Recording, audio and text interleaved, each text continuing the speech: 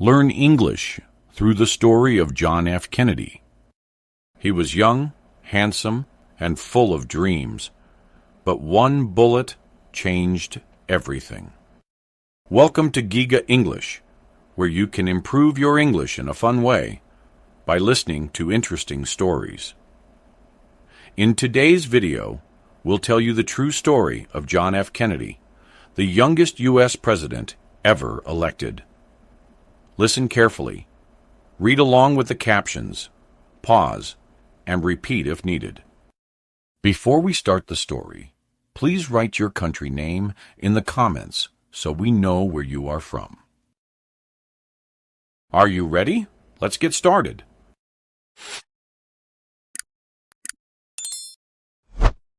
Chapter 1. The Boy from Boston.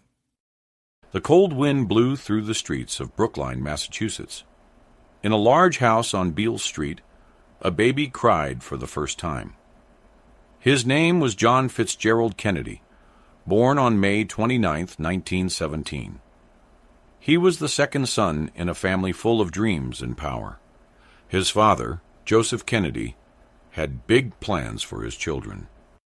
His mother, Rose, came from a strong and faithful Irish family. They believed their children could change the world someday.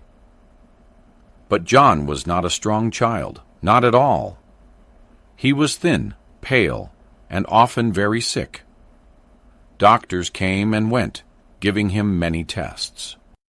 He had scarlet fever, whooping cough, and painful stomach issues. He spent many days in bed, while other kids played outside. He read books when his body could not run or jump. He learned about history, heroes, and the world beyond his window. John's older brother, Joe Jr., was tall, strong, and full of fire. Joe was their father's favorite, the chosen one for greatness. John watched Joe lead, shine, and win praise from everyone. At family dinners, Joe's voice was loud and sure. John's voice was softer, but his mind was sharp and deep. He learned to hide his pain and smile through it. He hated being weak, so he pretended not to be. Their father was strict, always pushing, never soft. "You must win," he told his sons, "at everything you do." John listened and learned to never give up, no matter what. When the pain came, he bit his lip and moved forward. When he fell sick, he still studied hard. He wanted to prove he was more than just the second son. In quiet moments, he dreamed of doing something big. As he grew older, he found peace near the ocean. The waves calmed him, the wind gave him strength. He sailed with his brothers, his eyes on the horizon. He felt free when he was on the sea. It became a part of him, his escape, his peace. He went to Choate, a private school for boys like him. There, he laughed, joked, and made many friends. But behind the fun, he still fought his pain. He wrote letters home, sometimes full of humor, sometimes full of worry. One teacher called him most likely to become president. In 1936, he entered Harvard, just like Joe Jr. before him. He walked the campus with style and charm. His smile was easy, but his mind was serious. He studied politics, history, and international affairs with great focus. He wrote papers, debated classmates, and asked big questions. He loved learning how the world worked and how leaders rose. Even as illness followed him, he refused to slow down. He once said, "I don't care how sick I get. I'm going to live." At Harvard, he became more than Joe's little brother. He was John, strong in spirit, full of quiet fire. And though his body remained fragile, his dreams grew bold. The boy from Boston was no longer just a sick child. He was ready to face the world with courage and charm. He was not finished, not even close. He was only just beginning.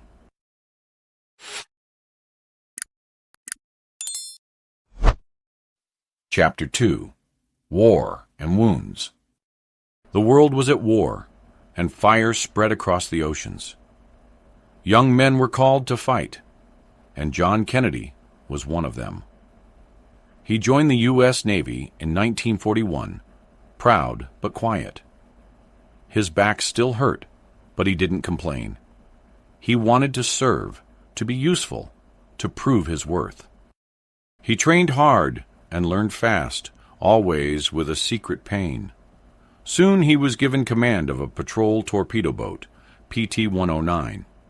It was small, fast, and made of wood, but deadly in the right hands. He and his crew sailed into dangerous waters in the Pacific. They watched the skies and listened for engines in the night. John stood tall on the deck, his eyes sharp and alert. He gave orders with calm and courage, earning his crew's respect.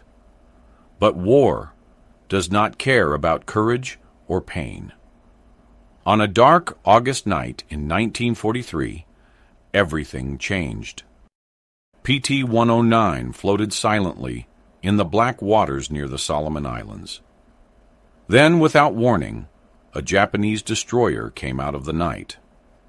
It was huge, steel, and fast. No time to escape. It smashed into PT-109, cutting it in half like paper. The explosion threw men into the sea. Fire lit up the waves. John was thrown too, his back screaming in pain. But he didn't think of himself. He thought of his crew.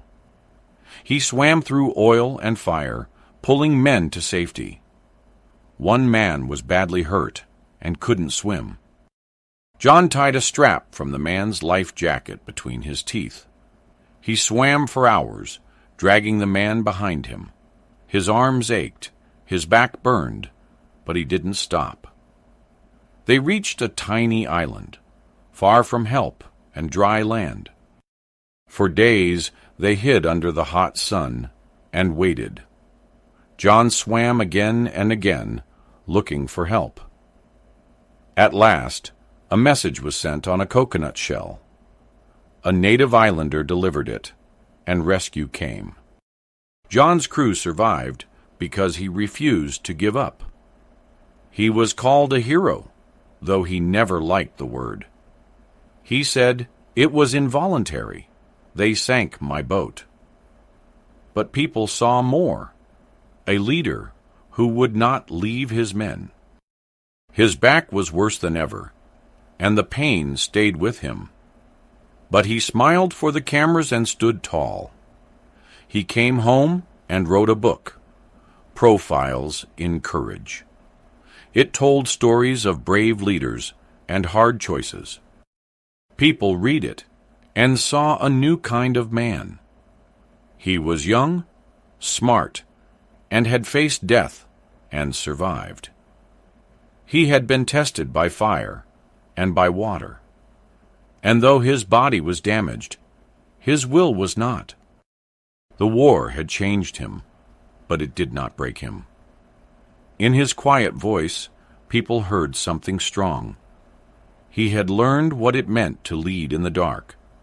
The ocean tried to take him, but he swam toward life. And now, with pain in his spine and fire in his heart, John F. Kennedy was ready for his next battle, politics.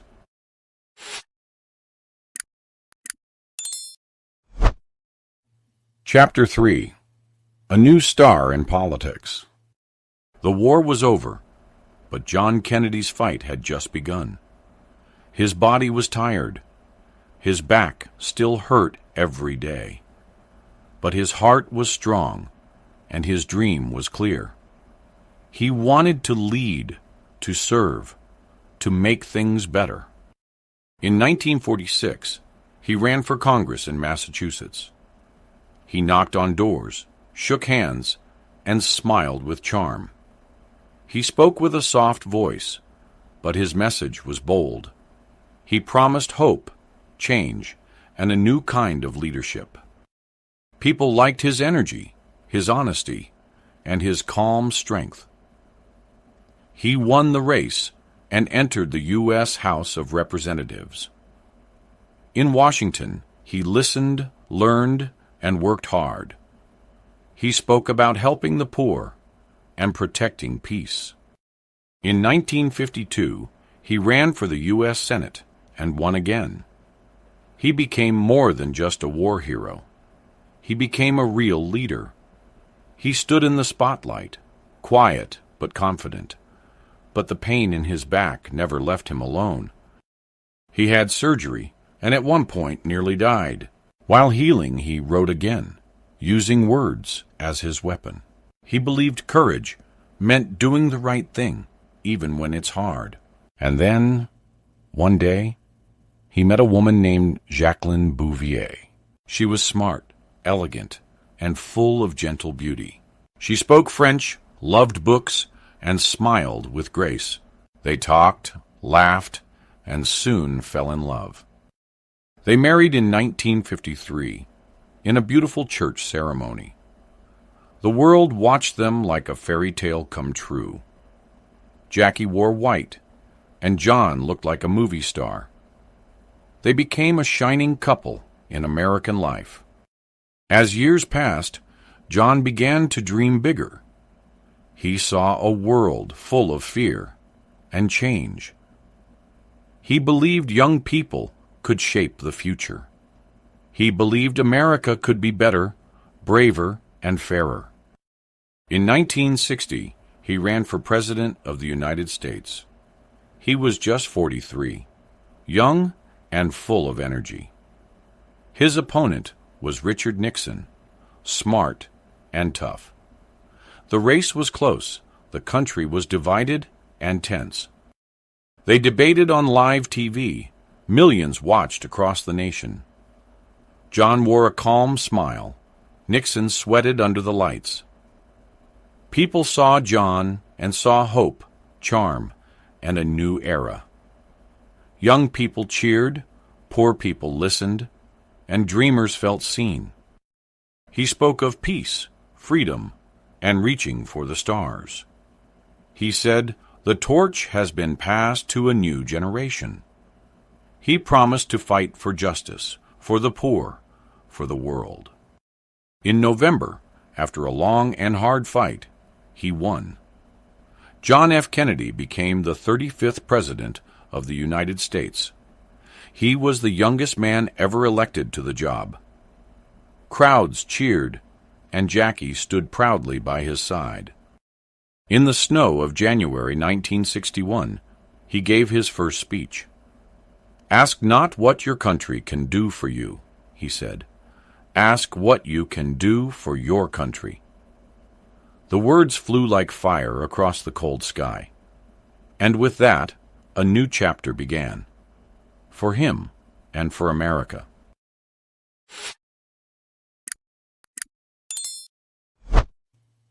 Chapter 4. The Weight of the World. The crowds cheered, the band played, and the snow kept falling. John stood on the steps of the Capitol, ready to lead. But the smile on his face hid the storm in his heart. The world was not at peace. It was full of fear and fire. The Cold War hung over the earth like a dark cloud. The United States and the Soviet Union stared at each other. Each had bombs that could destroy the world in minutes.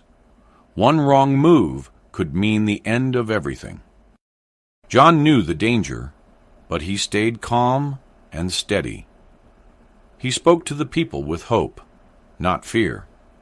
He built a team of smart, strong thinkers around him. He believed words could be as powerful as weapons. In 1962, the world held its breath for 13 days. Soviet missiles were found in Cuba, just miles from U.S. shores.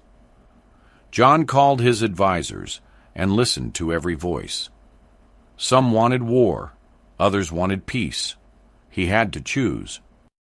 He spoke to the nation with a clear and serious voice. He ordered a blockade and waited for the Soviet reply. Day by day, the tension grew heavier and colder. Then, at the edge of war, the Soviets backed down. The missiles were removed, and the world sighed with relief. People called it courage. John called it the hardest time of his life. He had chosen peace when others called for blood. But not all battles were on the world stage. At home, Black Americans marched for freedom and equality. They were beaten, jailed, and killed for wanting justice. John watched and waited, afraid to divide the country. But slowly, his voice began to rise for civil rights. He gave a speech saying, "We are all created equal." He sent new laws to Congress, hoping to bring real change. He also looked beyond Earth, toward the stars above. He said, "We choose to go to the moon." People gasped. Was it possible? Could America really do it? John believed in dreams, in science, in reaching for more. He gave hope to young minds, and they believed too. He said the space was the new frontier of mankind. He traveled the world, shaking hands and giving speeches. In Berlin, he said, "Ich bin ein Berliner." The people cheered. He stood with them against fear. But not everyone loved him. Some thought he was too young, too bold, too soft. Enemies waited in the shadows, both at home and abroad. He received threats, faced lies, and walked with a heavy heart. He made mistakes, like the failed invasion of Cuba. But he always took the blame and tried to learn. He dreamed of peace, even while preparing for war. He spoke with leaders, even enemies, to build a safer world. The job aged him quickly. His hair grayed, his back ached, but he smiled in public and kept walking forward. Behind the charm was a man carrying the weight of the world. And yet, every morning, he still chose to lead. Not for power, but for people. Not for fame, but for the future.